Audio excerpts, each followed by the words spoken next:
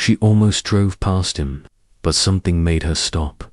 Rain hammered the windshield as Nia Carter gripped the steering wheel, her eyes burning with exhaustion. It was nearly 9 p.m. on a Friday, and Atlanta traffic crawled in a miserable stew of brake lights, thunder, and frayed tempers.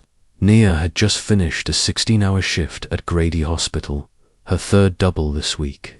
Her scrubs clung damp to her back, and her mind flickered between worries, the overdue rent, her son's forgotten permission slip, the empty gas tank needle flirting with disaster. She exhaled, stretching her fingers, when she saw him just past, the red light sitting on a flattened cardboard box at the edge of the sidewalk. A blind man, his cane folded neatly across his lap, face tilted slightly toward the storm, as if he were listening to something no one else could hear. No umbrella, no sign, no outstretched hand begging for change. Cars swerved around the puddles, drivers deliberately averting their gaze. The light turned green. She should go. She needed to go. But her foot stayed on the brake. She pulled to the curb, rolled her window down. Rain swept in, cold and insistent. "You okay, sir?" she asked, half over the hum of her idling car. The man didn't flinch. Slowly, he lifted his head. His voice was low, tired, but clear. "I need a ride, just to the shelter."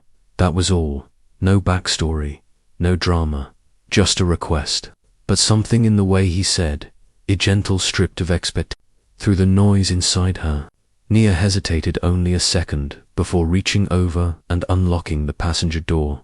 As the man folded himself into the seat, soaked and silent, Nia felt a flicker of something unfamiliar. Not fear, not pity, curiosity, maybe, or a deeper kind of recognition. She had no idea that by letting this stranger into her car, she had just opened the door to a journey that would append everything: her sense of safety, of sacrifice, of what people owe one another. Who was this man, really? And what had placed him, calmly waiting in the storm, at precisely the moment she came by? Nia Carter lived her life in quiet survival mode. At 32, she had become a master of endurance, of getting up when she could barely stand, of smiling when her world felt like it was collapsing. Ever since her ex walked out 8 years ago, when their daughter Ari was just a toddler with bottle curls and a wheezy chest, Nia had carried everything alone. She worked endless shifts as a nurse at Grady, juggling late-night emergency room chaos with early morning school drop-offs. Her days were a loop of fatigue and obligation, stitched together by duty and love. Ari was 10 now, bright, curious, and still struggling with asthma that sometimes flared without warning. Nia did everything for her, inhalers tucked into backpacks, missed hours of work for visits, sleepless nights counting breaths. But even with all that, Ari's teachers insisted she needed more. Said her mind was sharp enough to thrive in a private enrichment program, a place where kids like her could blossom. Nia had smiled politely, nodding, knowing there was no way she could afford it. The bills stacked higher each month. Her landlord, Mr. Farley, had started making veiled threats about finding someone who could pay on time. She'd already pawned her grandmother's necklace, clipped every coupon, and cancelled everything that wasn't essential. Pride was a luxury she couldn't afford, and yet it clung to her like a second skin. Her younger sister, Shana, had offered help money, babysitting, even just a night off, but Nia always declined. "I've got it," she would say, though sometimes her voice cracked under the weight of the lie. Shana had told her, gently but firmly, "You're too proud, Nia. You always have been." Maybe, but pride was what kept her moving. That, and Ari. So, when she saw the blind man by the roadside that stormy night soaked through, unmoving, without even a sign, she didn't expect her instincts to win. She'd trained herself to ignore such things, to keep her head down, but something about him unsettled that logic. Something about his stillness, his quiet grace, made her pull over. In the car, he introduced himself simply as Mr. Thomas. He was older, maybe early 60s, but his voice carried a warmth that felt oddly out of place for someone sitting in a soaked sweater with holes in the sleeves. He didn't smell of liquor or desperation. He didn't beg, didn't ramble.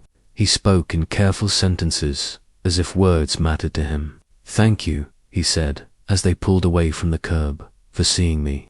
They spoke in fits and starts on the drive. He asked her about her day, not out of politeness, but genuine interest. She told him she was a nurse, and he nodded, as if that explained everything about her. "You have the voice of someone who holds pain for others," he said, and something in her chest shifted. No one had ever said that before. He didn't ask for money, didn't even ask for food, just the ride to the shelter. When they arrived, he lingered a moment before stepping out. "What you just did," he said, turning his face toward her. "Most wouldn't." Then he closed the door gently, disappearing into the glow of the shelter's entrance like mist. That night, Naya couldn't sleep. She lay staring at the ceiling of her small, quiet apartment, listening to the soft rasp of Ari's breathing from the next room. Mr. Thomas's words echoed in her head. The calm of him, the certainty, it unnerved her, not in a dangerous way, but in a way that suggested she'd just brushed against something important, something she wasn't meant to ignore. She didn't know who he really was, or why he'd been out there with no sign, no pleas, but she felt it in her gut. That meeting hadn't been random, and despite all the noise of her crumbling world, the unpaid rent, the unreachable tuition, the ache of constant loneliness, his presence cut through it, quiet and clear. Something about him stayed with her, something she couldn't name. 2 days later, as Nia hurried through the fluorescent-lit corridors of the hospital, halfway into another draining shift, her phone buzzed in the pocket of her scrubs. She almost ignored it, assuming it was the landlord again or Ari's school calling about another missed payment. But something nudged her to answer. The voice on the other end was polite, almost clinical. "Ms. Carter, this is Angela Whitmore from Briar Ridge Academy. I'm calling with good news. Your daughter's full tuition for the year has been paid in full." Naya stopped walking, her hand tightening around the phone. I'm sorry, what?" The woman repeated herself, calmly, as if she were reading from a script. "An anonymous donor made the contribution this morning. They requested the funds be applied directly to your daughter's enrollment." Nia's mind raced. "Anonymous," she echoed. "Did they leave a name, or say why?" A pause, then the woman's voice softened. "Only that they'd met you recently. That's all they said." The call left Naya stunned. Gratitude surged through her, hot and bewildering, but it was tangled with suspicion. Who would do something like that, and why? Her thoughts went immediately to Mr. Thomas. That calm voice, that final look. "Most wouldn't," he'd said. She couldn't shake the feeling that it had meant something more. After her shift ended, Naya drove straight to the shelter, the rain now replaced with a muggy haze that clung to her skin. Inside, she spoke with a young staff member, a tired-looking man with kind eyes. He said his name was Mr. Thomas, blind, about 60, wore a grey coat. "I dropped him off here 2 nights ago." The man furrowed his brow, checked the logbook, then shook his head. "No one by that name stayed here that night, or any night this week." Nia blinked, confused. "Are you sure? Maybe he used a different name." The staffer hesitated, then added, "You're not the first person to come asking. Last month, someone else came in with a similar story. Said they'd met a blind man in the rain who changed their life. Sounded crazy, honestly, but here you are." Nia left the shelter with more questions than answers, her nerves buzzing with unease. The man had been real, hadn't he? She remembered the weight of his presence in the passenger seat, the water dripping from his coat, the exact rhythm of his voice. That couldn't have been imagined. She tried to move on, to focus on the miracle of Ari's tuition being covered, to just be thankful. But the feeling wouldn't fade. Something didn't add up. And then, 3 days later, she saw him again. It was just after noon, and she was walking to the pharmacy near the community center to refill Ari's inhaler prescription when she spotted a familiar figure across the street. Same grey coat, same slow, measured walk, cane tapping the sidewalk. He was helping an older woman lift grocery bags into a taxi, his movements practiced, deliberate. Nia froze, heart thudding. It was him, no mistake. Without thinking, she crossed the street, calling out, "Mr. Thomas." He paused, turned toward her voice, the same faint smile playing at his lips.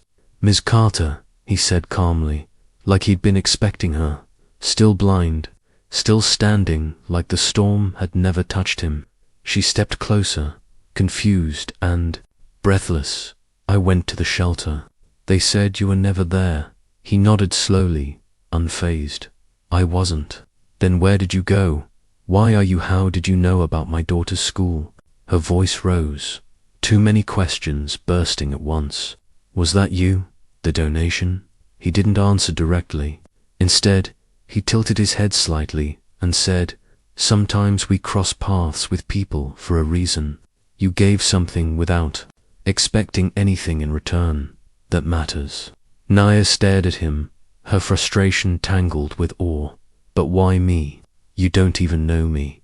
Mr. Thomas gave a small, knowing smile. "Don't I?" And before she could ask more, he tipped his head toward the cab, offered a quiet goodbye to the woman he'd helped, and walked away, his cane tapping softly against the concrete, as if leading him somewhere far beyond her understanding. She found him again the next week, just before dusk, sitting on a bench near the old library downtown, the early evening sun painting golden outlines around his still figure. Same coat, same folded hands, same calm presence, as if he were always waiting, even when he wasn't. Nia approached slowly, the weight of unanswered questions tightening her chest. She stopped a few feet away, watching him for a moment before speaking. "You're not just some beggar, are you?" Her voice was even, but the words carried heat. He turned his head toward her voice, a small smile forming at the corners of his mouth. "I never said I was." That smile, gentle, unreadable, only deepened her frustration. "So what, then? Who are you really?" He didn't answer right away, just motioned toward a nearby cafe. "Would you join me for tea?" They sat in a corner booth, steam rising from chipped ceramic mugs, the hum of soft conversation around them. He finally offered a name, Raymond. Just that. No last name, no background, no explanation beyond what she already knew or thought she did. But he gave her more than he had before. "I have resources," he said, without pride or apology. "I live simply, by choice. I meet people where they are. Sometimes I help, not always with money." He paused, then added, "I've met CEOs who wouldn't offer a word, and waitresses who gave me their only umbrella in a storm." His voice stayed calm, even as her anger flared. "So what? You play God now? Test people's character like some social experiment?" she snapped. He met her gaze with quiet patience. "If you knew I was wealthy," he asked, "would you have stopped that night?" The question cut through her like a blade. She opened her mouth to answer, then shut it again. The truth sat uncomfortably in her chest. She didn't know, maybe not. That night began a strange rhythm between them, occasional meetings at small cafes or park benches, unspoken appointments marked only by instinct and timing. Raymond never pushed. He asked questions, listened deeply, as if her words were fragile things he didn't want to damage. And in that space, Nia began to open. She told him about Ari's asthma, about the pressure of holding a household together with tape and thread. She admitted the shame she carried over the things she couldn't afford, the help she refused to ask for, the fear that she wasn't enough for her daughter. Raymond listened, always. He shared little about himself, but once, when she asked directly if he had children, his face shifted. the edges softening with a sorrow he didn't try to hide. "A daughter," he said quietly. "Long ago." He didn't say more, and Naya didn't press. But the silence between them after that felt full, not empty. Then something began to shift in her. It was slow at first, softness in her shoulders. When she came home, the absence of that constant knot in her stomach. She started sleeping through the night again. She called her sister one evening just to talk, no crisis driving the conversation. When Shayna answered, surprised, Nia laughed for the first time in weeks. She even updated her resume, applied for a better job at a private clinic, something she hadn't dared to consider before. Ari noticed the change. She met Raymond once, briefly, during a quiet Saturday when they ran into him outside a bookstore. He greeted Ari like she was the most important person on the street, crouching slightly so his face met hers. Afterward, Ari whispered, "I like him. He listens. Better than grown-ups." Naya hadn't realized how rare it was for someone to truly listen, not just to her, but to her daughter, too. And maybe that's what scared her, because the more she let Raymond in, the more she felt herself leaning, softening, depending. He didn't ask for anything in return, never hinted at more, but still, he was becoming part of her days, part of how she moved through the world. And for someone who'd survived by not depending on anyone, that was terrifying. Then one day, he was gone. Just like that. She checked the cafe where they'd met, the bench by the library, the bookstore where Ari had spoken to him. Nothing. The streets felt emptier without him, like a color had drained out of them. He hadn't said goodbye. No note, no explanation, only absence, sharp and sudden. And for the first time in a long while, Naya felt it, the ache of missing someone, not because she needed them, but because she had come to care. Weeks passed with no sign of him.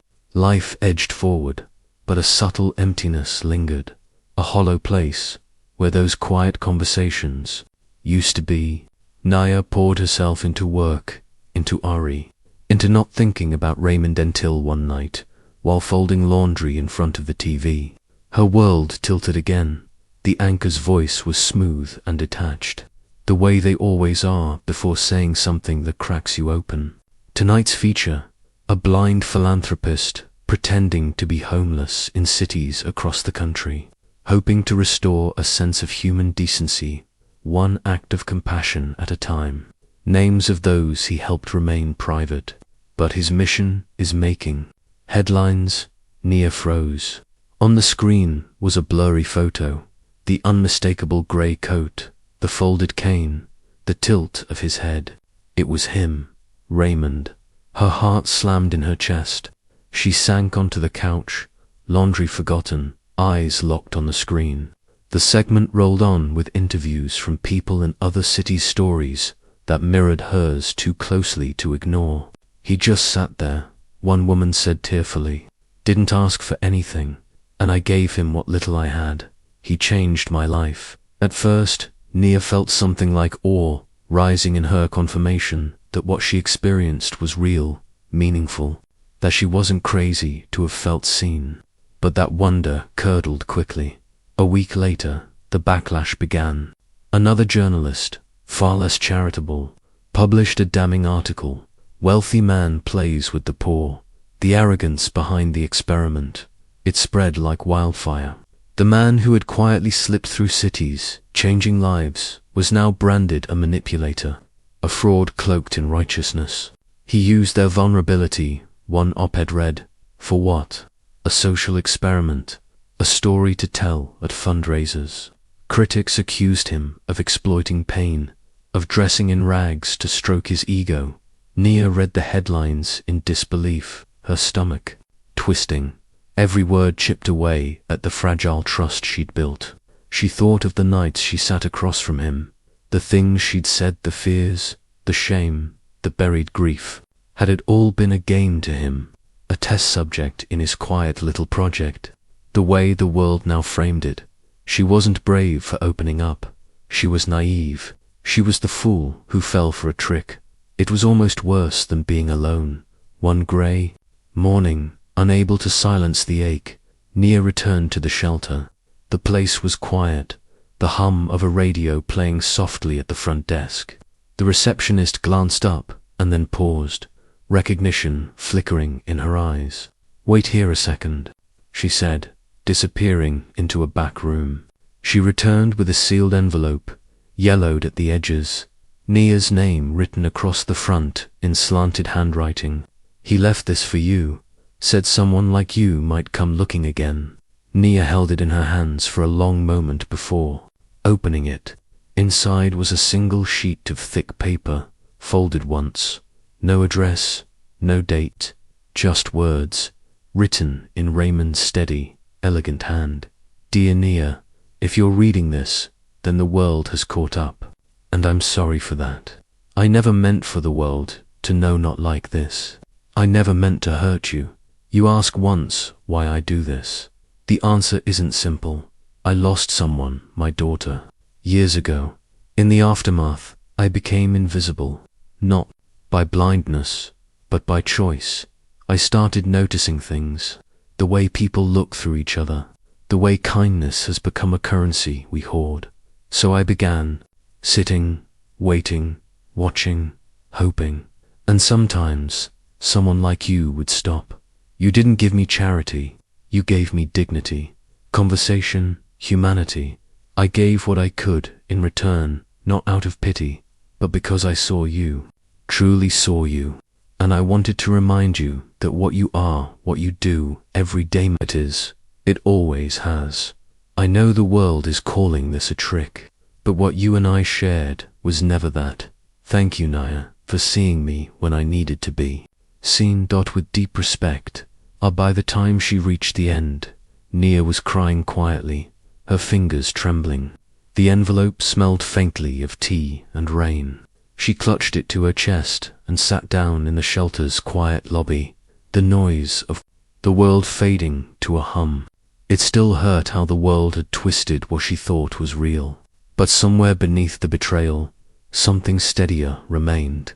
She had seen him, and more importantly, he had seen her. The letter was longer than she expected, pages of neat, deliberate handwriting on thick paper that smelled faintly of cedar and something older, like a room filled with memory. In it, Raymond told her everything. He wrote about his daughter Leela, who had died when she was only 8. A preventable death, he said. A failure of the system, a string of missed appointments, overworked doctors, underfunded programs, and people who looked away at the wrong moment. He had been a different man, then wealthy, successful, surrounded by comfort. But when the world showed him how little it cared for the vulnerable, he couldn't return to that life. "I had all the money," he wrote, "but none of it could bring her back. So I gave up trying to change the world from the top. I started listening instead, looking, waiting, for people like you." He explained how he'd traveled from city to city, blending in with the forgotten, not to test, but to witness, to find those rare souls who gave without needing recognition. "You are one of them, Nia," he wrote. "You stopped when it cost you. You gave when you had little. And you did it without knowing anyone was watching." Folded inside the envelope, beneath the letter, were documents, legal, official, humbling. In their finality, he had arranged full housing for her and Ari, paid in advance for 5 years, with an option to buy a modest 2-bedroom townhouse in a safe neighborhood near a good school.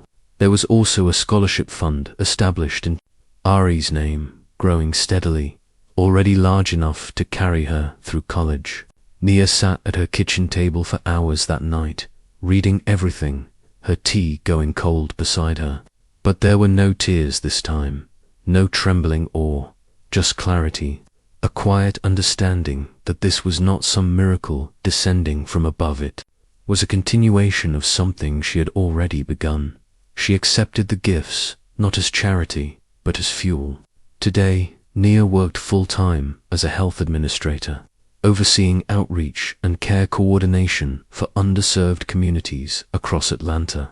She built programs that gave real, lasting support to the people too often ignored. She started a fund in Raymond's, named the Our Thomas Kindness Initiative, offering micro-grants to individuals doing unseen good in their neighborhoods. She never told the full story of who he was. She didn't have to. The point wasn't where it started, but what came next. People began to talk about her in quiet circles, especially in the communities she served.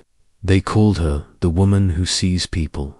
She had a way of noticing things. Others missed the exhausted grandmother in the waiting room, the teenage boy pretending not to be scared, the janitor who hadn't had a day off in weeks. She listened, she made calls, she followed up, and she taught others to do the same. At home, life was still busy and often hard, but it was no longer desperate. Ari was thriving at her new school, coming home with stories of science projects and book clubs. Her lungs stronger, her laughter louder.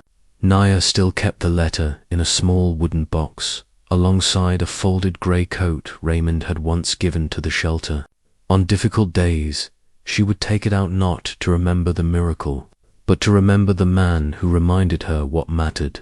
Raymond was gone, but what he saw in her remained, and now she saw it in others. Every day a year later, the rain returned steady, silver, and soft against the windshield as Nia drove through the same stretch of Atlanta where everything had once changed. The city looked different now, or maybe she did. She had just dropped Ari off at her after-school art program and was headed home, humming quietly to the rhythm of the wipers, when she saw him, a teenage boy, standing alone at the corner, soaked through, holding a broken umbrella like it might still protect him. He was thin, maybe 16, his backpack drooping with weight and water. She might have passed him once, but not anymore. Nia pulled to the curb and rolled down her window. "You need a ride, sweetheart?" she asked, her voice warm but steady. The boy hesitated, uncertain, eyes darting between her car and the storm behind him. "It's okay," she added, her smile gentle. "I've been where you are." He nodded slowly and climbed into the passenger seat. The car was warm, filled with the soft scent of lavender from the little sachet Ari had made at camp. As he settled in, he noticed a small hand-stitched label pinned neatly above the dashboard's simple fabric. "Navy thread, you are seen." He didn't say anything, but his shoulders eased. Nia glanced over, checked the mirrors, and pulled back into the rain-slicked road. And as they drove, the storm no longer felt like something to endure. It felt like a rhythm she understood now, a beat she could move with. Not just someone who had once helped a stranger, but someone who had learned what it meant to truly see.